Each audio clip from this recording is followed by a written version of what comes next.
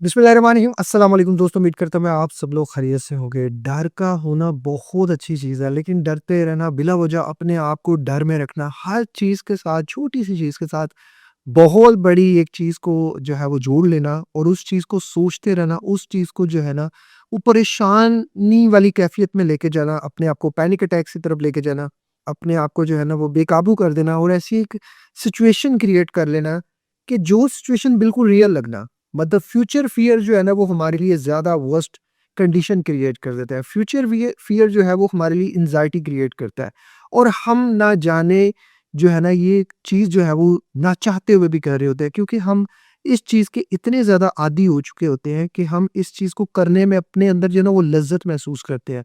हमारा दिमाग बार-बार इस चीज़ को करके हमारी अटेंशन को ले रहा होता है। हमारे अंदर जो है ना वो एक इस तरह का एक मैकेनिज़्म हो रहा होता है कि जो पूरी की पूरी एनर्जी को ड्रेन कर रहा होता है। आप बहुत से लोग आप में से होंगे जो डर को बहुत बुरा समझते होंगे। लेकिन अगर आप देखें तो ज़िंदगी में डर की शुरुआत, अगर डर ना होता, डर हमारा चूँकि एक इमोशन है, अगर हमारे अंदर ये ना होता तो हमारे सामने शेर आ जाता, हम ना डरते तो हमें वो खा जाता। इसकी शुरुआत डर की यहीं से ही हुई है कि जब इंसान इस दुनिया में पैदा हुआ तो उसके लिए बेसिक इमोशंस में डर का इमोशन बहुत ज़्यादा ज़रूरी था। मतलब आप ज़रा देखें तो हम अगर जंगल में रह रहे होते तो हमारे सामने कोई शेर आ जाता तो हम क्या करते? अगर हम ना डरते तो हम बड़े जो है वो चंगेज़ खान बन के भागते उसके आगे, तो या तो फिर वो हमें ना छोड़ता और फिर यकीनन वो हमें ही ना छोड़ता। वो हमें खा जाता। तो डर इटसेल्फ एक अच्छा है। एक डर है जो अच्छा है और एक डर जो है वो बुरा है। एक डर है जो प्रेज़ेंट का डर है, जो अभी का डर है। अभी का डर क्या है? मतलब आप जा रहे हैं, आप अपनी सोच में जा रहे हैं, आप अपनी ओवरथिंकिंग में जा रहे हैं, तो पीछे से जो है ना वो एक गाड़ी, बहुत तेज़ गाड़ी आ रही है, आपको उसका शोर सुनाई देता है और आपको लगता है कि वो आपके बिल्कुल नज़दीक आ रही है। आप बहुत डर के देखते हैं और वो जब आप देखते हैं तो वाक़ई आपके ऊपर आ रही है, और अगर आप ना डरते और आप उसे ना देखते, आप अपना बचाव ना करते तो वो तो आपको रौंद कर चली जाती। क्या हुआ कि आपके ब्रेन को एक सिग्नल गया, फ़ियर है। आपके अंदर जो अमिगडाला है उसने उस फ़ियर को पकड़ा, आपके हिप्पोथैलेमस से एक जो है वो स्ट्रेस रिस्पॉन्स ट्रिगर हुआ, आपका सिम्पैथेटिक नर्वस सिस्टम एक्टिव हुआ, आपके दिल की धड़कन तेज़ हुई, आपके जो है ना वो हाथ-पाँव में शुगर ज़्यादा आई और आपके पेट में थोड़ी-सी गुड़गुड़ भी हो सकती है। जो है ना वो एक बटरफ्लाई वाली कैफ़ियत हो सकती है, आपको शॉर्टनेस ऑफ ब्रेथ हो सकता है, आपको fight, flight, freeze mode activate हो सकता है। तो ये क्या है? ये सब नॉर्मल है। प्रॉब्लम कहाँ है जब आप इस नॉर्मल को अपने लिए एबनॉर्मल कर देते हैं।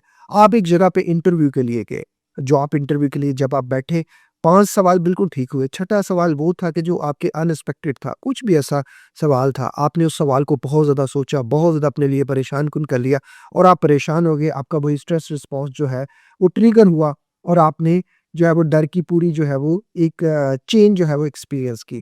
फिर आपने किसी जगह पे बात कर रहे थे, कुछ ऐसा हुआ, 10-15 लोग इकट्ठे हो गए, आपको पब्लिक स्पीकिंग में बोलने का डर लग रहा था, तो वो 4, 5, 10 लोगों ने आपसे कुछ सवाल किया, आपसे बोला नहीं गया, वो डर जो था वो आपके अंदर आ गया। अब ये डर उस सिनेरियो से हट के जब आप आए हैं, तो ये डर आपके अंदर बैठ गया है, दोबारा ये होगा तो क्या होगा? दोबारा ये होगा तो ऐसे होगा, दोबारा ये होगा तो वैसे होगा। ये एक चेन डेवलप हो गई, ये आपके अंदर जो है ना वो इस तरह का कर दिया कि आप एक एंग्ज़ायटी वाली कैफ़ियत में चले गए। इस टॉपिक पे मेरी एक बहुत डिटेल वीडियो बनी हुई है, जैसे जिसमें हम इमेजिनरी फ़ियर क्रिएट कर रहे होते हैं, हम इंटरप्रिटेशंस कर रहे होते हैं, हम जो है वो मेमोरी इस तरह की रिकॉल कर रहे होते हैं कि जिसमें हम बहुत ज़्यादा डरे होते हैं, और डर वाली जो मेमोरीज़ होती है वो अलग से स्टोर होती हैं। जैसे ट्रॉमेटिक मेमोरीज़ जो होती हैं वो अलग से स्टोर होती हैं हमारे हमारे अंदर।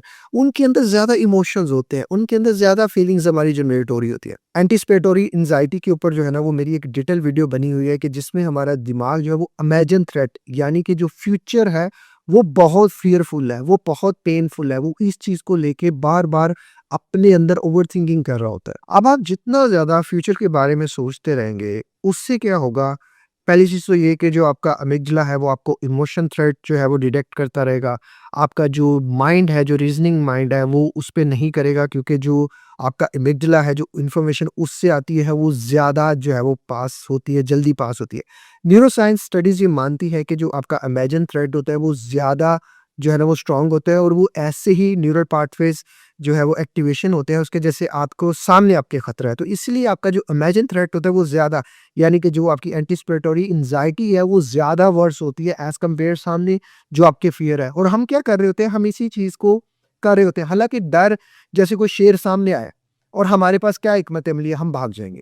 ये वाला जो डर है ये कम डरावना है कि हम एक रूम में बैठे हैं, हम एक कमरे में बैठे हैं, हर तरफ हमारी खामोशी है और हम फिर भी डर रहे हैं। हमारे दिमाग में शेर आ गया और हम उस शेर को लेके एंटिसिपेटेड किस्म के जो है वो थॉट्स एक्सपीरियंस कर रहे हैं, एंग्जायटी एक्सपीरियंस कर रहे हैं, वो ज़्यादा वर्स है।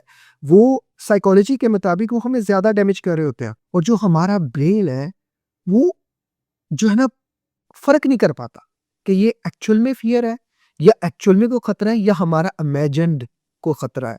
तो ब्रेन का जो मैकेनिज़्म है वो बिल्कुल सेम है। आपको एक थॉट आएगा, फ्यूचर में ये होगा, वो होगा, आपको पैनिक अटैक्स एक्सपीरियंस हो जाएँगे, उसी टाइम पे होना शुरू हो जाएँगे। अगर आपको कोई हेल्थ एंग्जायटी है, आपको लगा कि मुझे कैंसर होने वाला है, तो आपको कैंसर से रिलेटेड थॉट्स आने शुरू हो जाएँगे। आपका वो जो है वो पैनिक अटैक बर्स्ट हो जाएगा।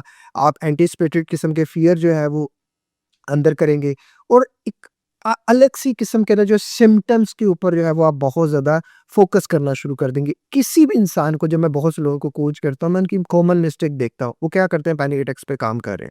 वो शॉर्टनेस ऑफ ब्रेथ पे काम कर रहे हैं। वो अपनी ईटिंग हैबिट्स को ठीक कर रहे हैं। But the problem is this कि जो आपकी हैबिट है, जिसमें आप एक छोटे से फ़ियर को बहुत ज़्यादा बड़ा कर रहे हैं और उसको बहुत ज़्यादा सोच-सोच के अपने बहुत से जो है वो अपने ब्रेन को इस तरह के अपने तो आप अपने ब्रेन को इस तरह के सिग्नल्स दे रहे हैं कि बहुत बड़ा कोई खतरा है, बहुत बड़ा कोई खतरा है और उस खतरे की मेरे पास क्या हिकमत अमली है।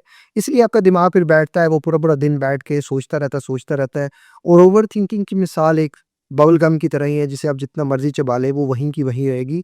उसकी क्वांटिटी कम नहीं होने वाली, बल्कि उसकी क्वांटिटी जो है ना, वो उसी तरह ही आपको थका देगी, वो खुद नहीं थकेगी। तो बेसिकली जो इसमें अब सवाल ये बनता है कि जो हमारा ब्रेन है वो फ्यूचर वाले फ़ियर को ज़्यादा, मतलब क्यों प्रेफ़रेंस देता है वो ज़्यादा? इसकी एक बहुत बड़ी जो है ना वो ये चीज़ है कि वो हमें आने वाले खतरे से बचाना चाहता है। अब वो खतरा जो है वो इल्यूज़न है, वो खतरा खतरा नहीं है, वो एक मेंटल डिस्टॉर्शन है, जिसे आप जो है वो बहुत ज़्यादा पकड़ के कर रहे हैं और आप उसके ऊपर पूरी अपनी एनर्जी लगा रहे हैं। मैं आज आपको एक सिंपल सा टास्क देता हूँ, वीडियो के नीचे आपने कमेंट करना है। आज तक जितने आपको फ़ियरफुल थॉट्स आए, उनमें से कितने सच हुए? स्टडीज़ ये मानती है 90% झूठ होते हैं। मेरा ये मानना है 99% झूठ होते हैं। हम 99% फ़ॉल्स अलार्म्स के ऊपर एनर्जी वेस्ट करते रहते हैं। फ़ॉल्स अलार्म के ऊपर जो हम अपने आप को थकाते रहते हैं, अपने आप को बिला वजह जो करते रहते हैं। Chronic anxiety, sleep deprivation experience करते हैं, हाई कॉर्टिसोल, एक प्रॉब्लम से निकलते हैं, दूसरी प्रॉब्लम में चले जाते हैं। अपनी जो है ना वो माइंड पावर को वेस्ट करते रहते हैं। जनरलाइज़्ड एंग्ज़ायटी डिसऑर्डर जिन लोगों को होता है, उन बेचारों की तो पूछो ही ना। तो वो कितना ज़्यादा इस चीज़ों को कर रहे होते हैं। अब इसका बड़ा सिंपल सा सॉल्यूशन ये है कि एक छोटी-सी चीज़ आपने पूछनी है, मेरी लाइफ़ में खतरा क्या है? जो भी आपकी लाइफ़ में खतरा है, यू हैव टू डील। उसे दिखे, उसे लिख के उसका कोई पॉसिबल आंसर करने की कोशिश करें। वैसे तो एंटीसिपेटरी एंग्ज़ायटी के ऊपर मेरी डिटेल वीडियो बनी है, आने वाले खतरे के ऊपर मेरी डिटेल वीडियो बनी है, वो भी आप देख लें। आपका जो भी फ्यूचर थॉट है, जो भी फ्यूचर का ख़्याल है, उसको देखें, उसको डील करने की कोशिश, अपने स्टमक पे काम करें, अपनी ब्रेन प्रोग्रामिंग पे काम करें, नमाज़ पढ़ें, कुरान पढ़ें, अल्लाह को कसरत से याद करें, पॉज़िटिव सोचें। चीज़ें आपकी खुद ब खुद ठीक हो जाएँगी। मेडिटेशन आपके लिए बहुत ज़्यादा हेल्प करेगी। अब आप कुछ लोग कहेंगे जी मुसलमानों के लिए मेडिटेशन नहीं है, मुसलमानों के लिए फिर क्या है? अजीब बातें यार आप लोगों की, पता नहीं आप क्या सुनते हैं। मराकबा मुसलमानों की तरफ से ही हुआ है। आप ऐवें ही इन चीज़ों को ना करें। कुछ लोग चाइनीज़ हिस्ट्री मानते हैं, इसको कुछ भी करते हैं, वो छोड़ दें आप।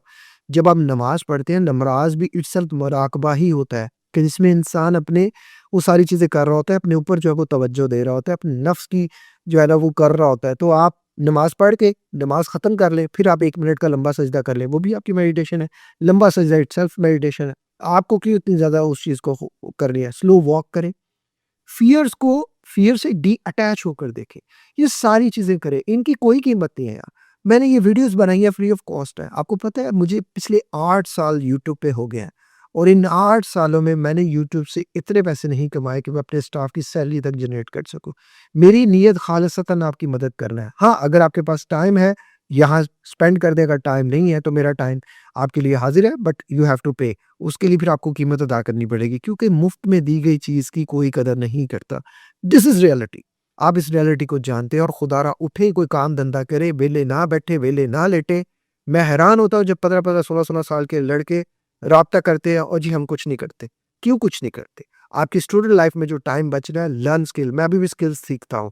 मैं बहुत ज़्यादा टाइम अपना स्टडी पे इन्वेस्ट करता हूँ। मैं बहुत ज़्यादा टाइम कुछ ना कुछ करने में करता हूँ। मैं 16 घंटे, 14 घंटे एक दिन में काम करता हूँ। भाई मैं इतना ज़्यादा नहीं हूँ कि मैं अपनी लाइफ़ को वेस्ट करता रहूँ। लाइफ़ इज़ वेरी शॉर्ट, बहुत शॉर्ट है। हमारे पास बहुत सी रिस्पॉन्सिबिलिटीज़ हैं। अगर हम अपना सेटअप कर लें तो फिर दूसरों के सेटअप के ऊपर नज़र रखें, फिर दूसरों की मदद करें। यही ज़िंदगी है।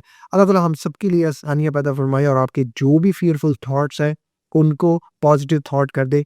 इंशाल्लाह सब ठीक हो जाएगा। अपना बहुत ज़्यादा ख़्याल रखिएगा। मुझे दुआ में याद रखिए। मिलते हैं किसी और वीडियो में, किसी और टॉपिक के साथ। अल्लाह हाफ़िज़।